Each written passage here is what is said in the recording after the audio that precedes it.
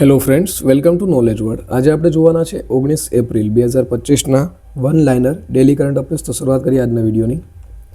પ્રથમ પ્રશ્ન છે, તાજેતરમાં વિશ્વ હિમોફિલિયા દિવસ ક્યારે ઉજવવામાં આવ્યો? તો દર વર્ષે 17 એપ્રિલના રોજ વિશ્વ હિમોફિલિયા દિવસ છે તે ઉજવવામાં આવે છે.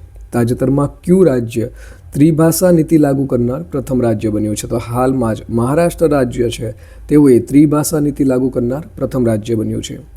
તાજેતરમાં ભારતીય નૌકાદળે મેઘયાન 2025ની ત્રીજી આવૃત્તિ ક્યાં યોજી હતી? તો નવી દિલ્હી ખાતે તેઓના દ્વારા આજે ત્રીજી આવૃત્તિ છે મેઘયાન 25ની તે યોજવામાં આવી હતી.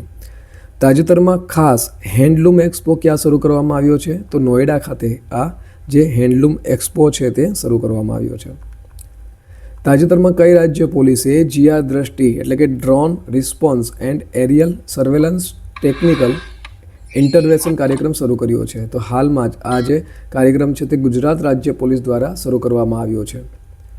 તાજેતરમાં કઈ બેંકે ટ્રેનમાં ભારતનું પ્રથમ એટીએમ સ્થાપિત કર્યું છે? તો હાલમાં જ બેંક ઓફ મહારાષ્ટ્ર દ્વારા ટ્રેનમાં ભારતનું પ્રથમ એટીએમ છે તે સ્થાપિત કરવામાં આવ્યું છે. તાજેતરમાં માનવતાનું પારણું ગુફાઓ ક્યાં ફરી ખુલી છે? તો તે દક્ષિણ આફ્રિકામાં આવેલી છે.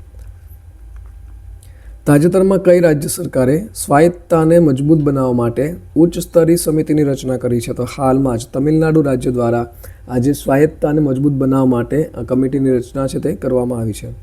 તાજેતરમાં કયા સ્થળેથી શહેનાઈને જીઆઈ ટેગથી માન્યતા આપવામાં આવી છે? તો બનારસની શહેનાઈ છે તેઓને જીઆઈ ટેગ આપવામાં આવ્યો છે. તાજેતરમાં કયા દેશે ઇન્ટરપોલની ગવર્નન્સ કમિટીનું અધ્યક્ષપદ સંભાળ્યું છે? તો સંયુક્ત આરબ અમીરાત એટલે કે યુએઈ દ્વારા આજે અધ્યક્ષપદ છે તે સંભાળવામાં આવ્યું છે.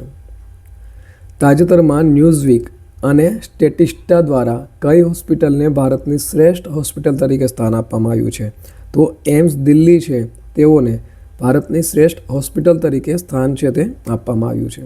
તાજેતરમાં સતત ચોથા વર્ષે ભારતનો સૌથી મોટો વેપારી ભાગીદાર દેશ કોણ બન્યો છે? તો અમેરિકા છે તે સતત ચોથા વર્ષે ભારતનો સૌથી મોટો વેપારી ભાગીદાર દેશ બન્યો છે. તો આ સાથે આજના દિવસનો વિડીયો અહીં પૂર્ણ થાય છે.